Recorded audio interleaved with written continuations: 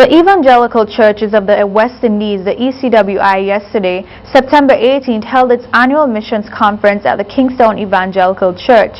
The denomination is celebrating its 65th anniversary of ministry in SVG, and Southeast Caribbean saw participation of over 300 members. There were a number of presentations by missionaries serving in other countries.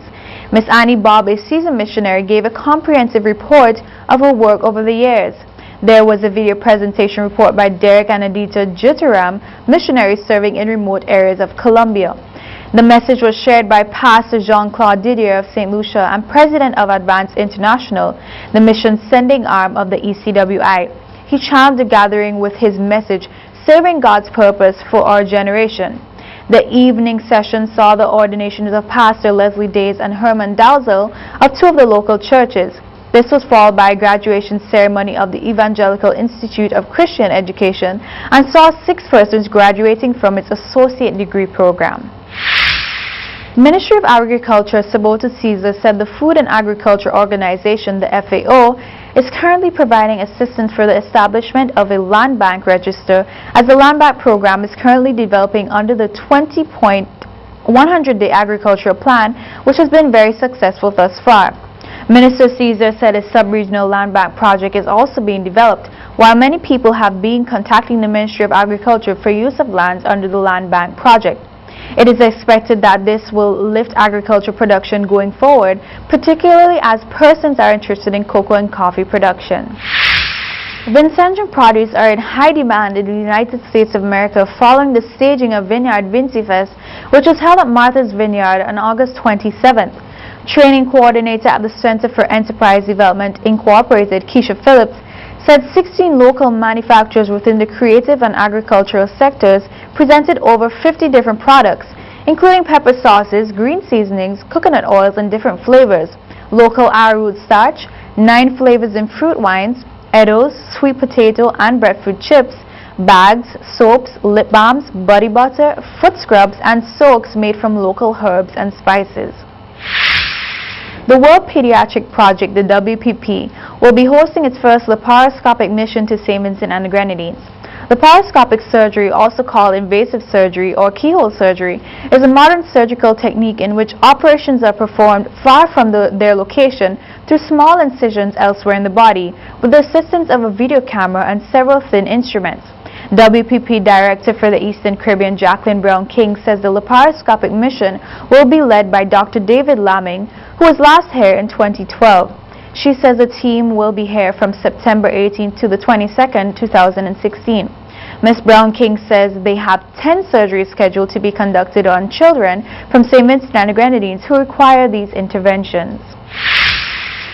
The Ministry of Health, Wellness and the Environment has received a donation of medical equipment.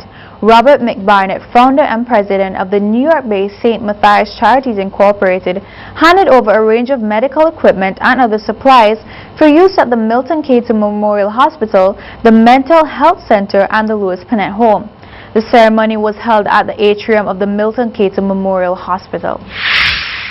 St. Vincent and the Grenadines joins the rest of the world in celebrating World Ozone Day.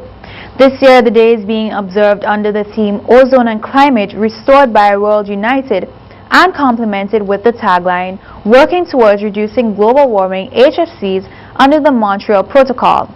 Assistant Ozone Officer within the Ministry of Sustainable Development, Brenton Kwame, said the establishment of a fully equipped and comprehensive refrigeration and air conditioning laboratory at the Technical and Vocational Education Division of the St. Vincent and the Grenadines Community College Division has helped St. Vincent and the Grenadines to make significant strides in relation to fulfilling its obligations to stop the depletion of the ozone layer.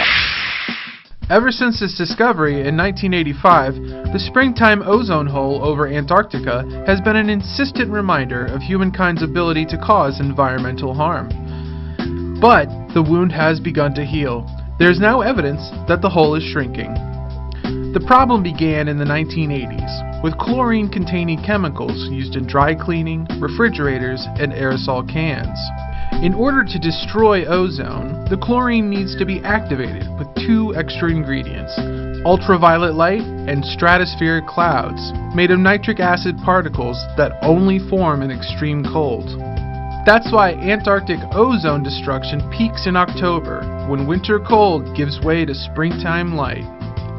The 1987 Montreal Protocol phased out the chemicals, and measurements have shown them declining in the atmosphere. Now researchers have found evidence of the intended consequence: shrinkage in the ozone hole.